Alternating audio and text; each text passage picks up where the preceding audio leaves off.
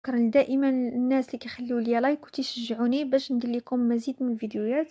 اليوم غنقدم لكم مجموعة من النصائح قبل شراء شقة في سكن اقتصادي. نقدم لكم هاد النصائح يعني بصفة ديالي أنني قارية الهندسة والتعمير، هي أول حاجة.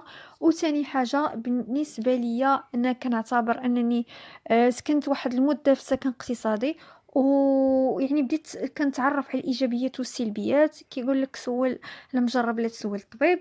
لذلك غنبدا معكم بشي حوايج اللي هما مهمين. يعني اي انسان كيكون باغي يشري سكن في سكن اقتصادي كيمشي اما غيشري شقه اللي هي ديجا سكنوا الناس في العماره، او شقه يعني غيشريها سيغ بلون. بالنسبة مين كتمشي أول حاجة تمشي تشري شقة مثلا، مشيتي غادي تتصل بواحد الشخص غيقول لك راه عندي واحد الشقة في العمارة الفلانية. أول حاجة بغيت تعرف السبب الحقيقي للبيع ديال هداك السيد، علاش بغا يتخلص من ديك الشقة، واش فيها عيوب، واش فيها فويت، واش البنية التحتية ديالها عيانة، واش فيها تشققات. يعني هذا أول حاجة كترد ليها الانتباه.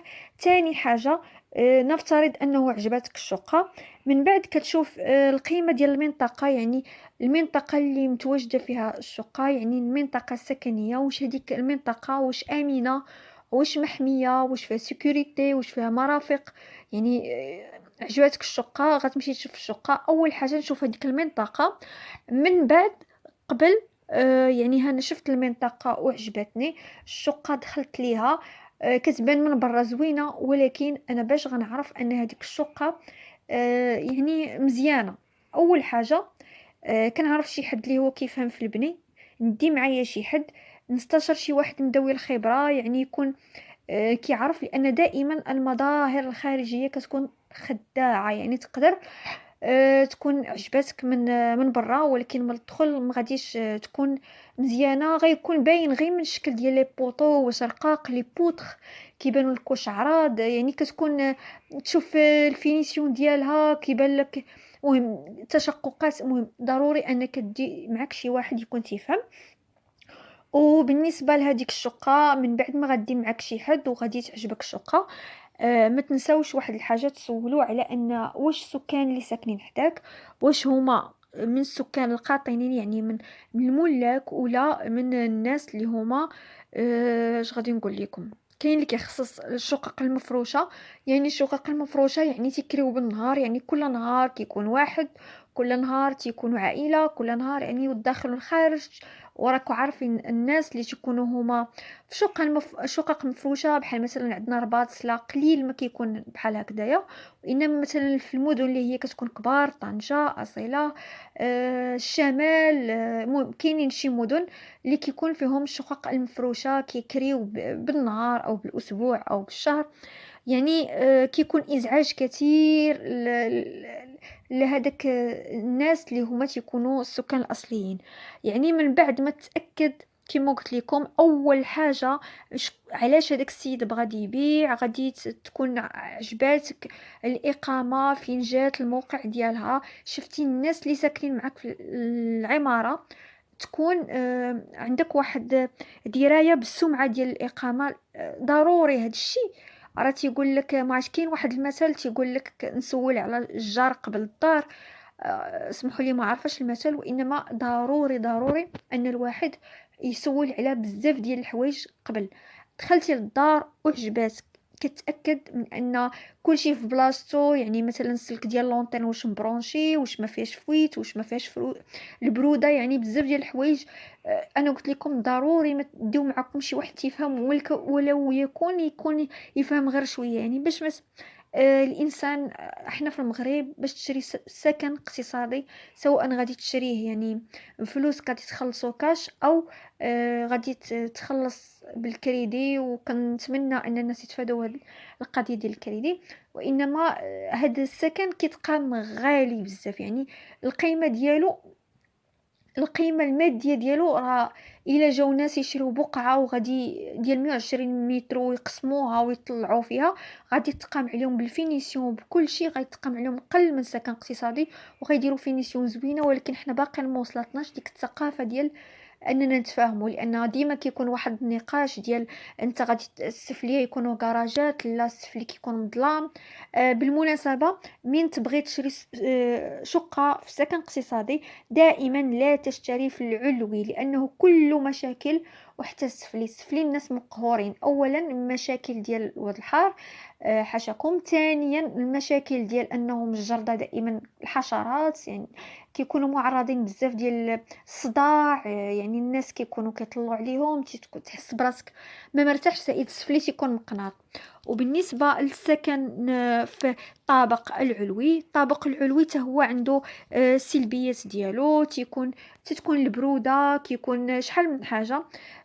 تيكون يعني المراه السيده ديال الدار كتتعذب في التقضيه، انت كتعذب في البوطه، بزاف ديال الحوايج. سائد الواحد كيجي من خارج العمل ديالو عيان منهك، وكيزيد باش يطلع ويهبط في داك الدروج. بعض المرات كتلقى راسك خسرات لك غير البريكي، خصك تهبط 4 ديال الصفوف وطلع. المهم الله يحسن العوان. بعض المرات الانسان تيكون مجبر، ما كيلقاش، كيقول قريب ليا السطاح، قريب ليا النشير، قريب ليا نصبن، قريب ليا نشمش حويجاتي. ولكن بعض المرات الانسان ما كيكون غير مخير، كيكون يعني مقدر له داك السكن. بالنسبه هاد الشيء كنقولوا لكم في حاله اللي كنتي غادي تمشي تشري شقه، يعني هي واجده ساكنين الناس، وهذيك الشقه هذيك موجوده. نفترض انك غادي تشريها سيغ بلون. اول حاجه هذاك المنعش العقاري نسول عليه مزيان اول حاجه، لان داك السمعه ديال المنعش العقاري هي اللي غادي تبين واش هذاك السكن مزيان. دائما نسول على المشاريع السابقه ديالو، والمشاريع يعني المشاريع آه، المقبله، يعني شنو كيقولوا عليه الناس مول المشروع. من بعد اسمحوا لي تنزرب في الهضره، لانني حاسه ان الفيديو غادي يجي طويل، وما بغيتش يكون الفيديو يعني ياخذ لكم وقت بزاف بزاف ما تقدوش تكملوه.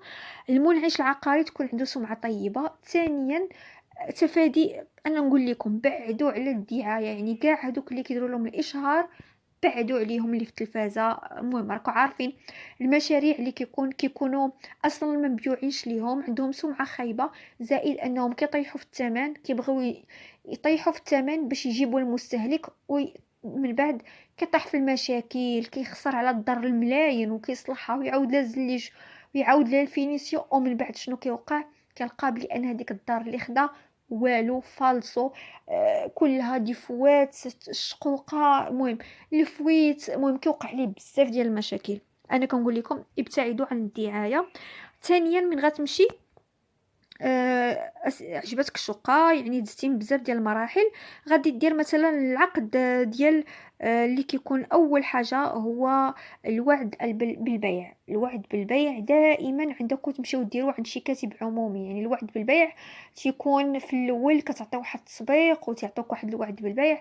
دائما سيروا عند النوطير، ويكون كل شيء قانوني، والدفع يكون عند الموثق، وتفاداو السماسريه، وتفاداو انه يجي يقول لك النوار اعطيني النوار، لان داكشي كله مشاكل، والقانون لا يحمي المغفلون. وسمحوا لي من هذا التعبير، ولكن الانسان يكون واعي دابا. الحمد لله كاين وسائل ديال التوعيه، وسائل ديال كنشوف مثلا غيدوزام تيديروا فيه هادشي ديال السكن الاقتصادي مؤخرا. كيهضروا عليه، على النصب، على الاحتيال. يعني دائما الانسان يمشي عند الموثق ويسول على براسو داك الموثق، لان كاينين حالات ديال الموثقين اللي هما كانوا بزاف الناس وقعوا في حالة النصب، يعني داو ليهم فلوسهم وزادوا. لذلك كنسولوا على السمعة ديال الموثق. راه الموثقين كيكونوا معروفين، والدفع عند الموثق يعني باش ما يكون حتى شي تلاعب حتى شي حاجة. وواحد القضية كنت نسيت ما نوضحهاش بالنسبة اللي غتمشي وتشري شقة واجدة، غادي تشريها مثلا اما كما قلت لكم في الاول مع شخص.